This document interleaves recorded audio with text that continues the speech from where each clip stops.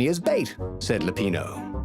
And he outlined a slightly complicated plan that involved geese, a net, setting the Farfarer a little bit on fire, Lupino dressing as an old blind toad, and Reynardo hiding inside a monstrous watermelon. What could possibly go wrong? Thought Reynardo.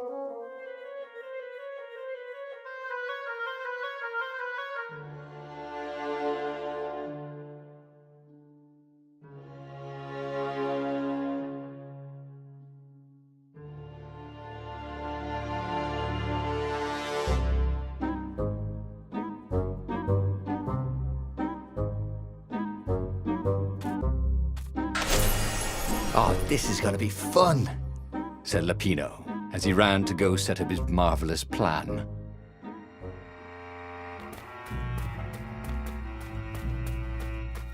If I craft a sword now, it's gonna be really short.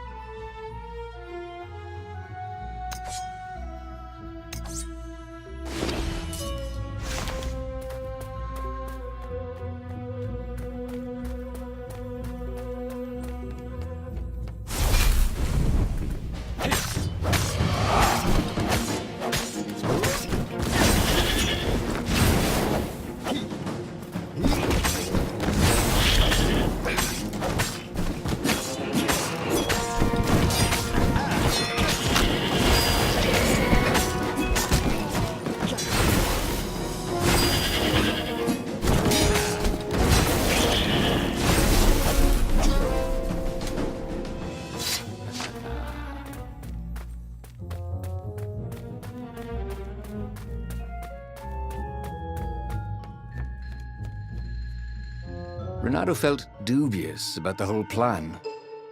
With every step, he was waiting for it all to go horribly wrong. But against all odds, Lupino's idiotic plan worked. Zenobia's ravens ran off after the geese, the net dropped, and Reynardo jumped out of the watermelon and put his sword to Zenobia's throat. "Reynardo," she said, "are those new scars? They look good on you. You never returned my velvet jacket. It was my favorite. You look stupid in velvet. Oh, what does an imperial princess know about style? Oh, get a room, you two," said Lupino. But the fleet was coming on fast, so they put Zenobia on the Farfarer and took her east over the Nexus. She'd vanished from Swordfu School, from his life, without even saying goodbye, without ever telling him she was the Emperor's adopted daughter. Ah, Lupino was right, Reynardo thought reluctantly. She knows things. She recognized his look. "You're taking me to the interrogators, aren't you?" she said, wide-eyed. And then she jumped, with horror. Reynardo saw Zenobia plummeting. Then he saw the Nexus below them. Cats always land on their feet. "Ah, she'll head for the Imperial outpost," yelled Lupino. "You have to catch her."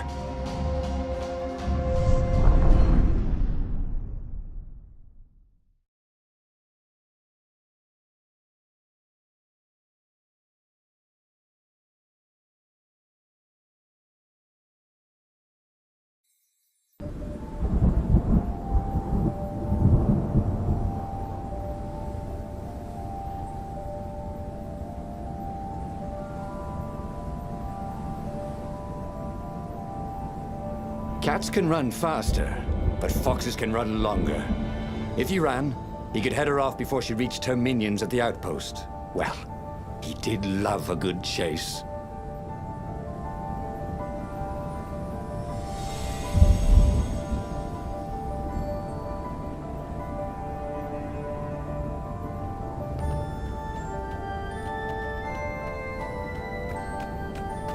He wasn't that good. Yet.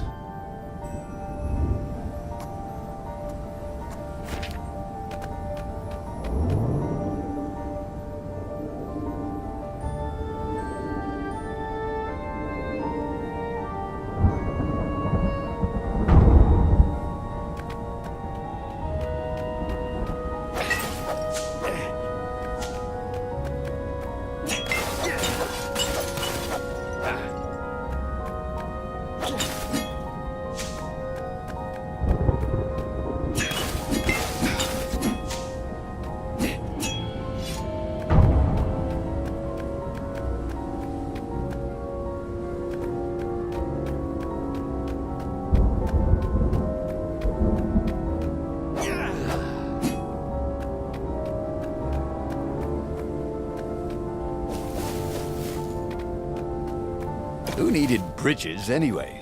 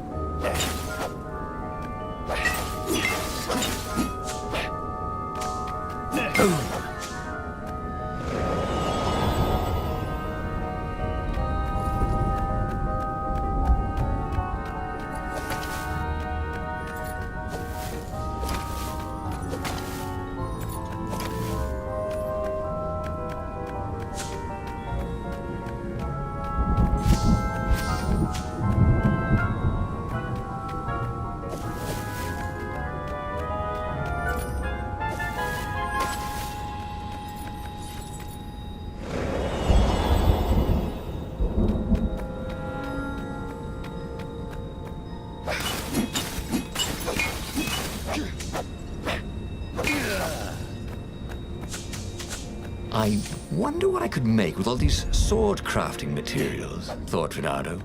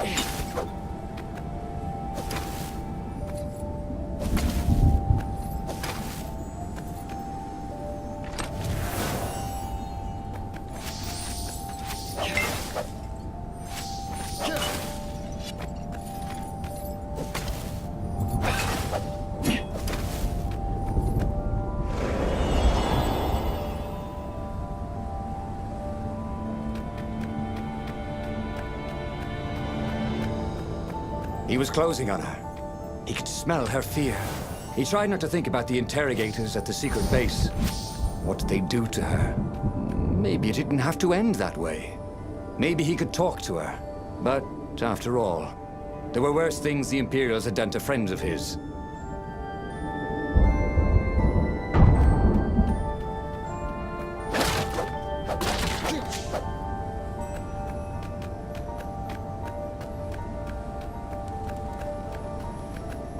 A crafting bench.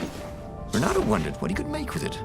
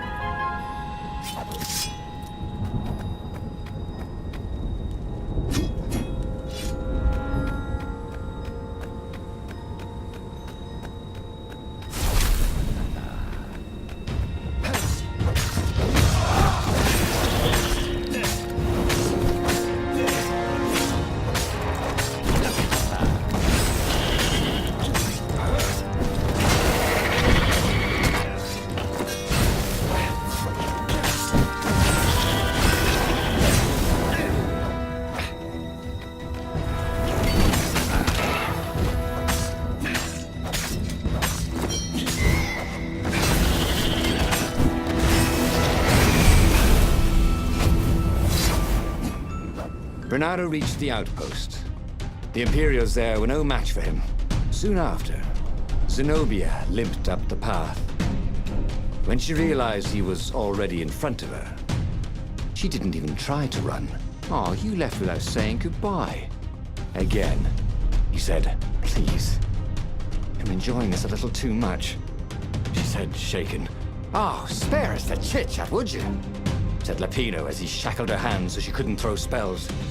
"She knows all his plans." All the way back to the Farfarer, Lapino nagged Renato about how the interrogators would pry all the intel out of Zenobia, how that would turn the tides in the imminent battle. All they had to do was take her to the rebel secret base. Renato didn't like to think about what the interrogators would do to her. Couldn't he just talk to her?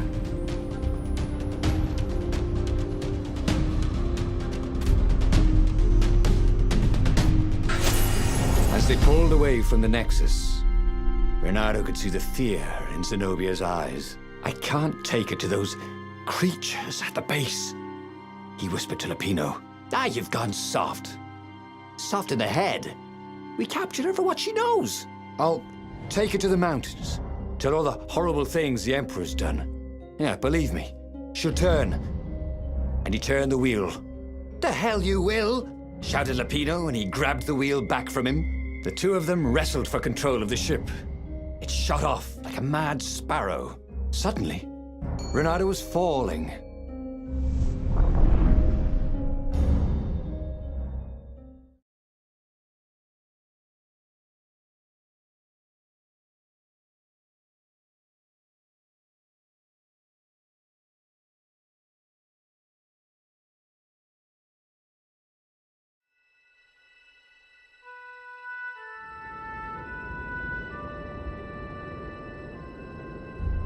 When he came to, Zenobia was standing over him. "Why didn't you take me to the base to be interrogated?" she demanded. "Do you know what's left of people they interrogate? This is some trick, isn't it? To make me fall for you again. Well, I won't." "Oh, go on then. Scurry back to your ravens. I can't stop you." But strangely, she didn't. As Renato set off to find the Farfarer, she followed him, keeping just out of sight of the ravens.